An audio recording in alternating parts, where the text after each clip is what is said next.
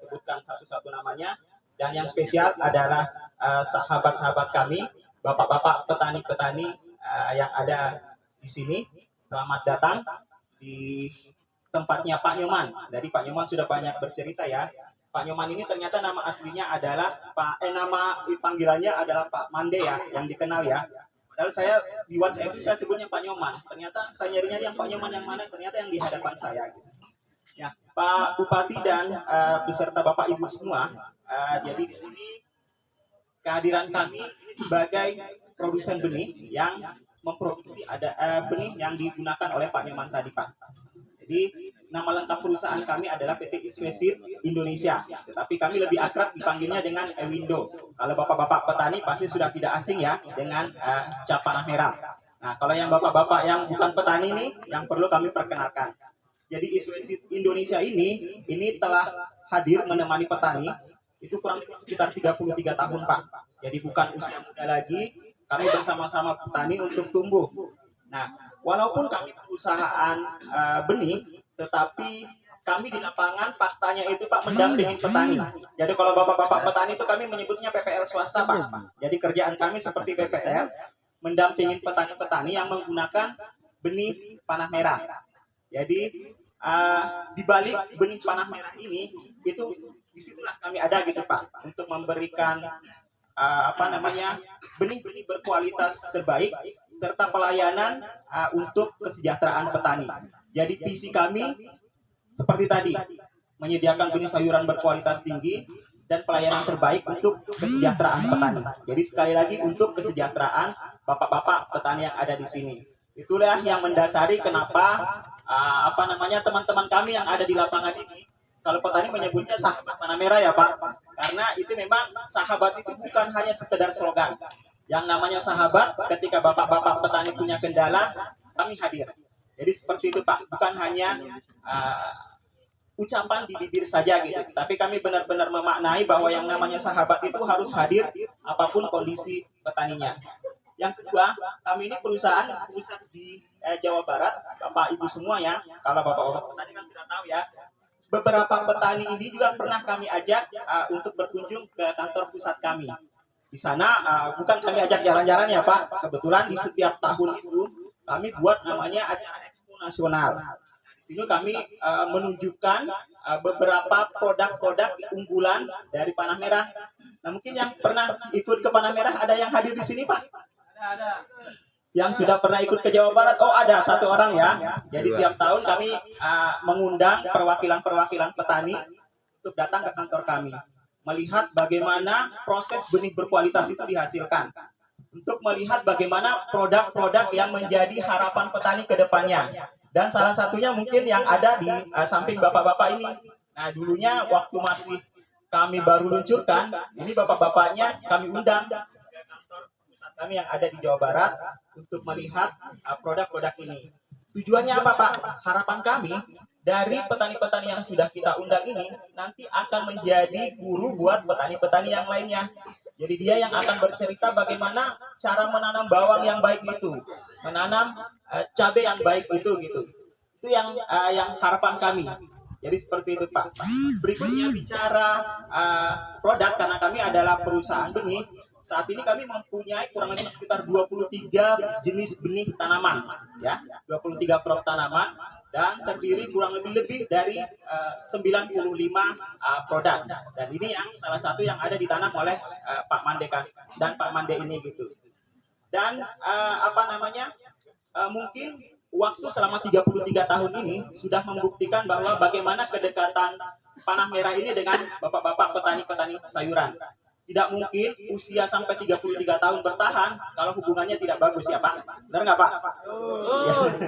Jadi mungkin yang bapak-bapak petani yang utamanya yang pakai baju merah, baju pink ini adalah petani-petaninya panah merah yang sudah merasakan bagaimana menanam benih panah merah ya Pak. Dan bagaimana kami sebagai perusahaan benih itu tidak lepas tanggung jawab. Bukan hanya menjual benih terus pergi. Bukan hanya menanam benih terus pergi, tetapi kami bertanggung jawab bahwa semua petani-petani yang menggunakan benih panah merah itu mendapatkan pendampingan dari petugas-petugas panah merah.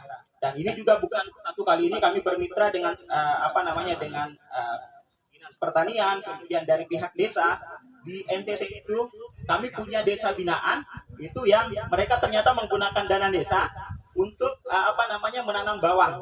Dan mungkin kalau di pikiran bapak-bapak ibu sekalian, saya yakin kalau saya berbicara NTT, yang ada di bayangannya adalah daerah kering.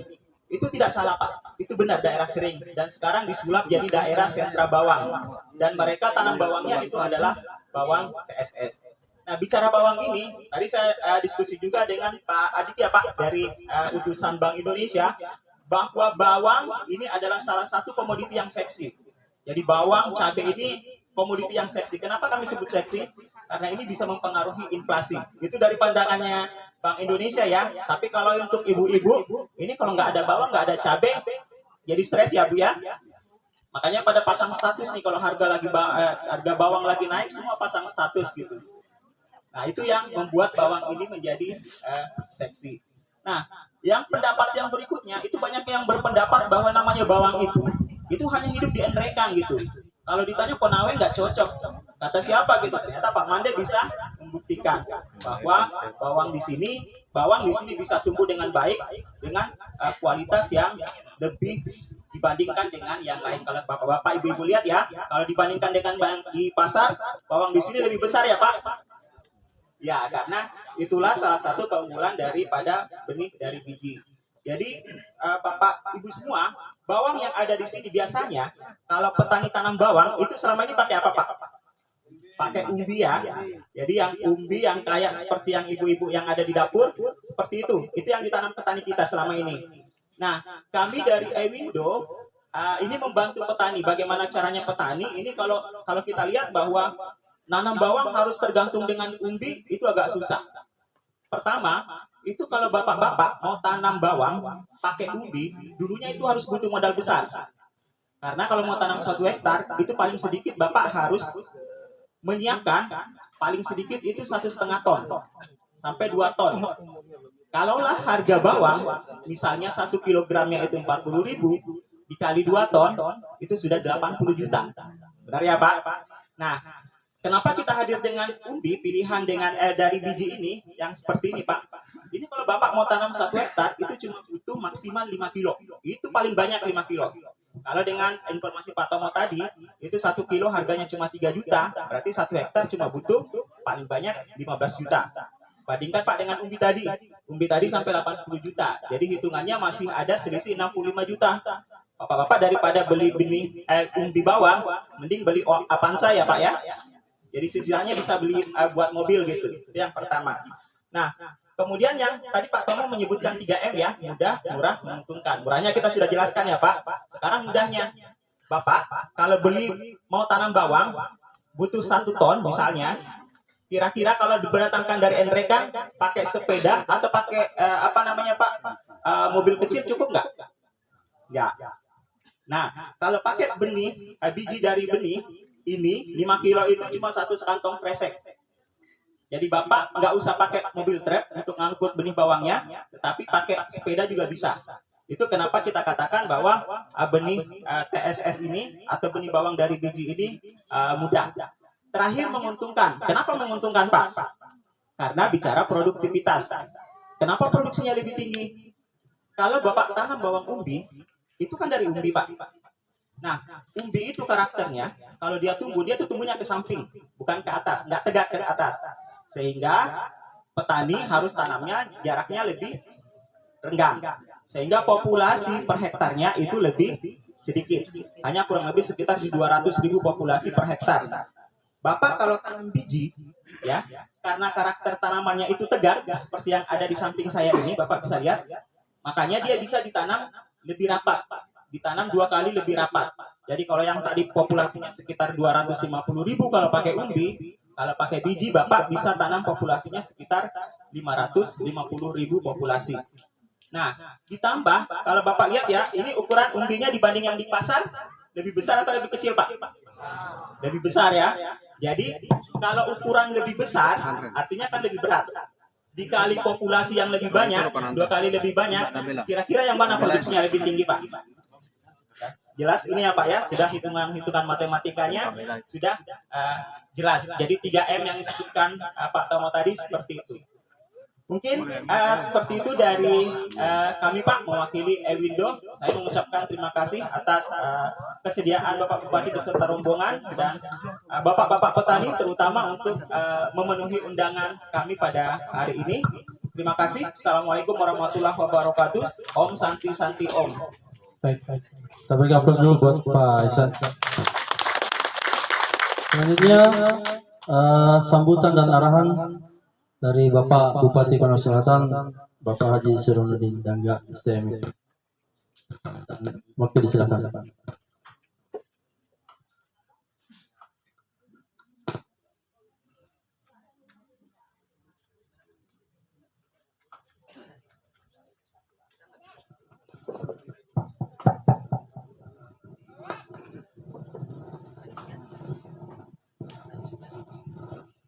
Bismillahirrahmanirrahim.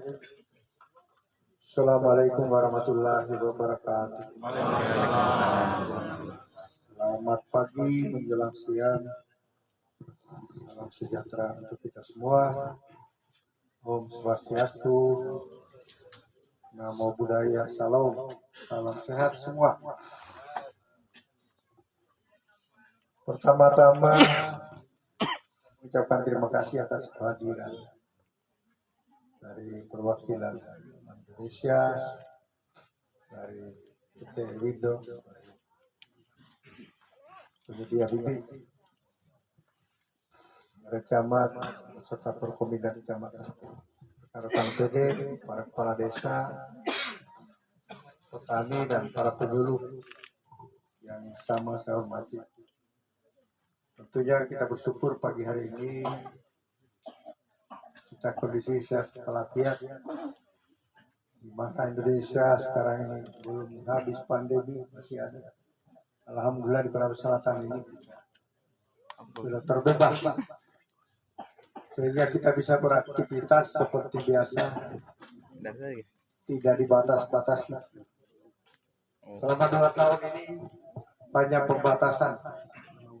Untuk itu saya mohon maaf pada masyarakat semua. Untuk supaya sehat kita batasi beribadah, batasi pertemuan dan macam-macam. Hari ini kita menyaksikan panen maupun tanaman yang ada ini, di mana di Konawe Selatan ini mulai dikembangkan. Tentunya sebagai pemerintah, pertama-tama menyambut baik dan terima kasih pada para petani yang telah berintegrasi. Artinya dulu kan kita tahu petani itu hanya menanam padi. Kemudian kita mulai bergeser. Apalagi Konawe Selatan ini adalah penopang hidup Kota Kendari. Jadi penduduk kita saja 320.000, tambah penduduk Kota Kendari 340.000, sudah setengahnya Sulawesi Tenggara.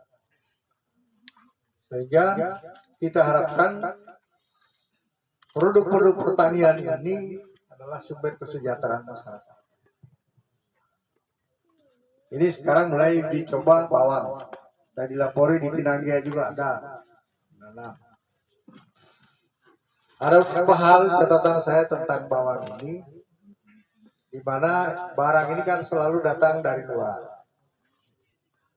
Sekarang dalam rangka ketahanan pangan, kita berusaha semua kita penuhi sendiri. Dan cabai sudah ada. Untuk itu pemerintah turun tangan. Kenapa saya hadir di sini? Saya ingin mengintegrasikan semua. Kalau semua tanam bawang, nanti harganya lagi anjlok. Karena petani yang masalah adalah harga. Begitu panen banyak dimainkan. Dulu saya pernah program jagung 3.000 hektar. tanda tangan bulog malah 3.200 harga. Begitu panen tinggal 2.500. Nah, itu yang masalah kita. Sehingga ini kita perlu atur. Bisa perintahkan Dinas Pertanian dan Ketahanan Pangan untuk mendata kelompok-kelompok masyarakat Konawe Selatan yang mau menanam bawang. Kita mau atur panennya supaya ada terus setiap saat. Jangan berlebihan. Kita sudah dengar tadi persemayan 30 hari dipindahkan 60 hari. Jadi PPL inilah yang mengatur nanti. Di Jati Bali ini tanam kapan? Di Tidanggea tanam kapan? Di Lembu kapan? Sehingga harganya ini tidak berfluktuasi. Kita bisa bertahankan harga. Ini yang perlu kita atur. Kedua, masalah bibit. Sekarang di data itu kelompok tani yang ingin menanam, saya belikan bibit. Supaya panennya tambah banyak dapatnya. Sekarang begitu kita. Dalam rangka ketahanan pangan ini belanja kita banyak. Tapi ya ini ada catatannya. Jangan saya beli baru ditaruh di rumah. Karena dulu ada. Weh, mau gebu-gebu minta bibit jagung. Begitu kita kasih digoreng ya. Makanya perlu teman-teman PPL ini data dulu siapa yang mau cabai, siapa mau semua, alat apa diperlukan, seperti ini alat penyemprot dan lain sebagainya. Kita bertahap kita siapkan supaya lebih banyak lagi hasil panennya. Hasilnya. Kalau sudah satu kali panen dapat untung banyak, berikutnya tidak perlu lagi dibantu. Kita bantu lagi yang lain. Tapi ada juga mau dibantu setiap saat. Kita mendorong ini. Jadi sehingga saya biasa pidato di Konawe Selatan ini, yang jadi miskin atau penerima raskin itu yang malas. Kalau rajin tanah kita luas, tinggal dimanfaatkan. Pemanfaatan lahan ini cukup. Ini yang sekarang kita lagi tata ini pemanfaatan lahan. Kalau teman-teman, ya mohon maaf warga ekstransik, saya tahu kalau mengolah tanah mereka luar biasa. Tapi yang lain-lain perlu kita dorong kembali. Jadi kesimpulan kita, oke, tanaman bawang ini sudah ada bukti bahwa tumbuh di Konawe Selatan.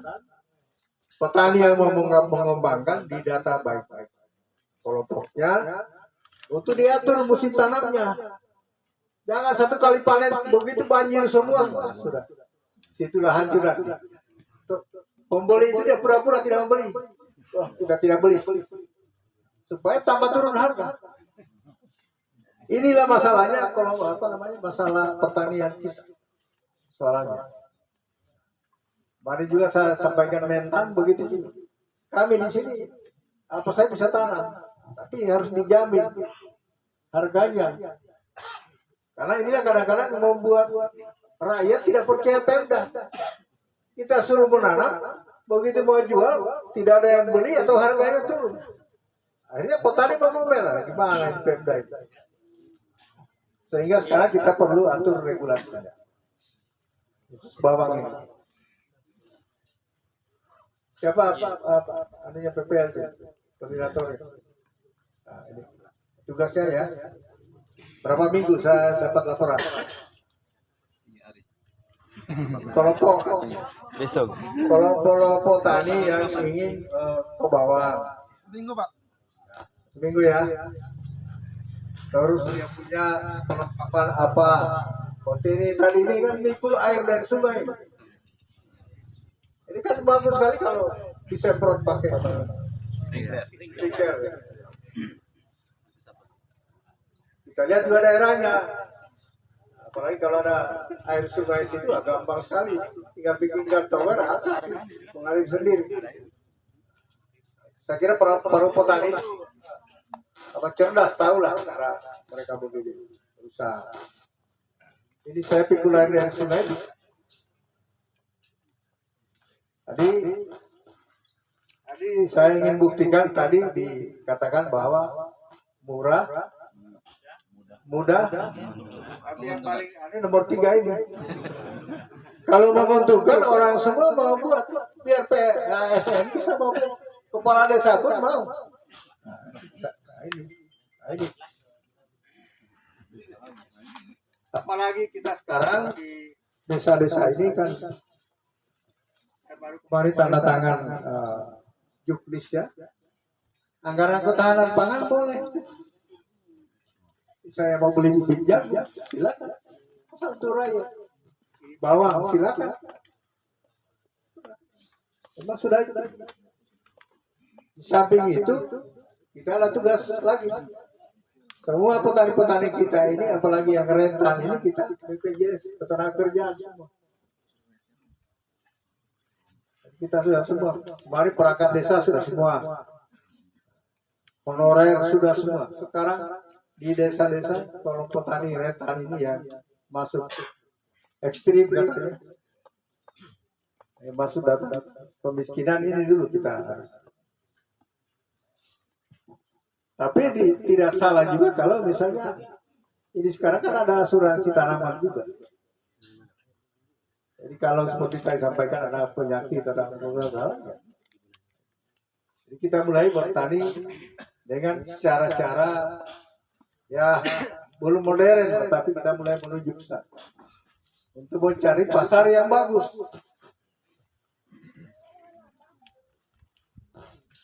Jadi sekali lagi saya terima kasih atas acara ini karena Sulawesi Selatan ini sesuai dengan instruksi Presiden, lagi gencar-gencarnya bagaimana ketahanan pangan tercapai,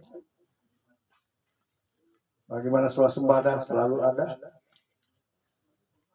Juga tadi soal inflasi, mohon maaf Pak BI, kalau petani itu sukanya inflasi naik. Tapi kita pemerintah tidak begitu. Makin naik harga komoditi. Nah, ini sebenarnya.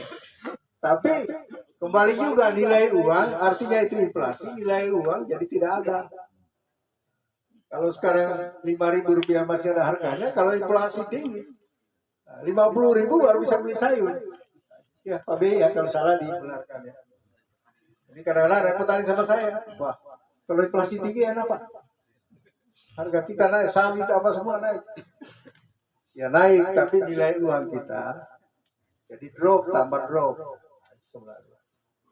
Kalau tadinya mau beli motor 15 juta, bisa-bisa jadi 30-40 juta. Seperti itu. Jadi kembali sama.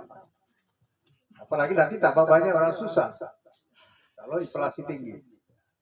Tapi yang kita tempuh adalah bagaimana inflasi tetap stabil, ketahanan pangan ada, nilai pasar kita ini kita pertahankan. Caranya tadi itu, jangan satu kali panen bawang, satu kali semua. Kita atur penanaman. Seperti itu. Makanya ini peran pada tugas kita, PPL dan lain sebagainya, ini penting sekali.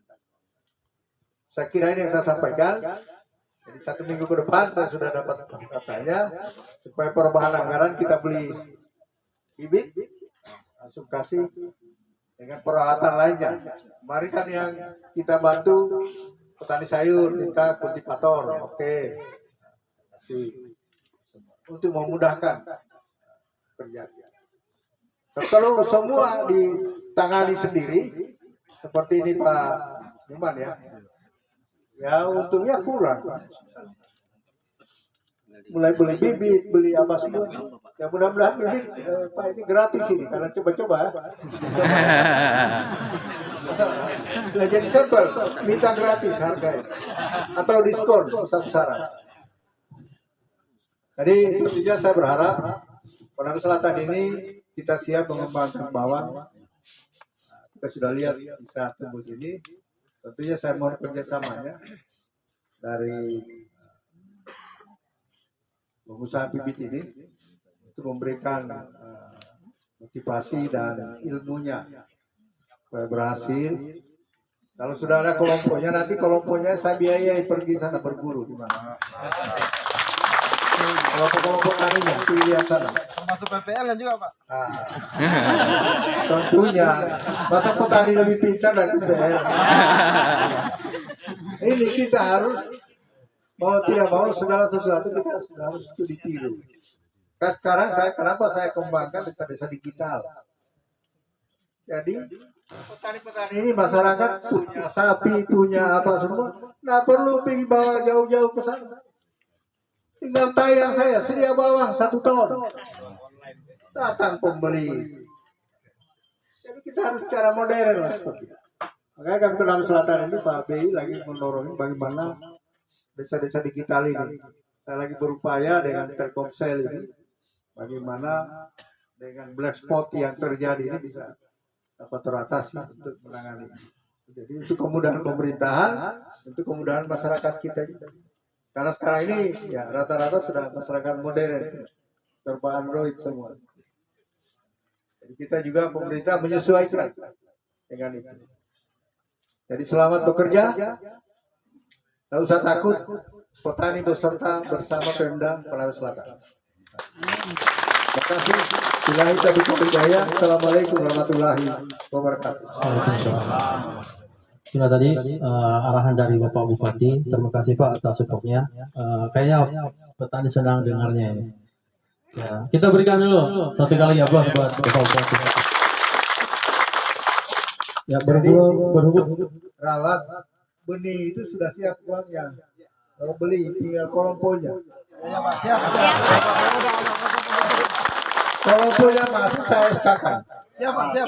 Begitu SK kita beli lagi ya. Siap Pak. Ada juga kultivator, ada juga hand traktor lagi. Tinggal siapa yang pegang. baik, itu berita yang sangat memberikan.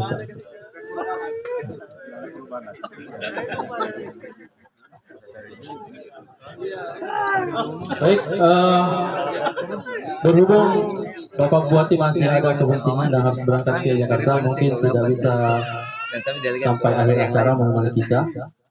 Selanjutnya kita nanti akan instansi terkait. Kita yang pembinaan kembali lagi.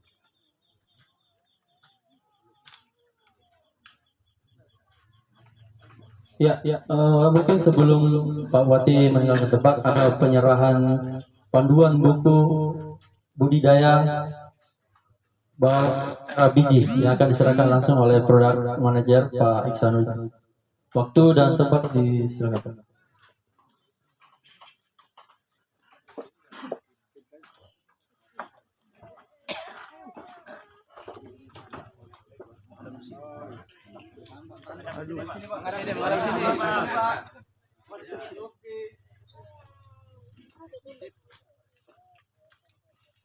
Saya mimpi dapat gambar. Saya mimpi dapat gambar.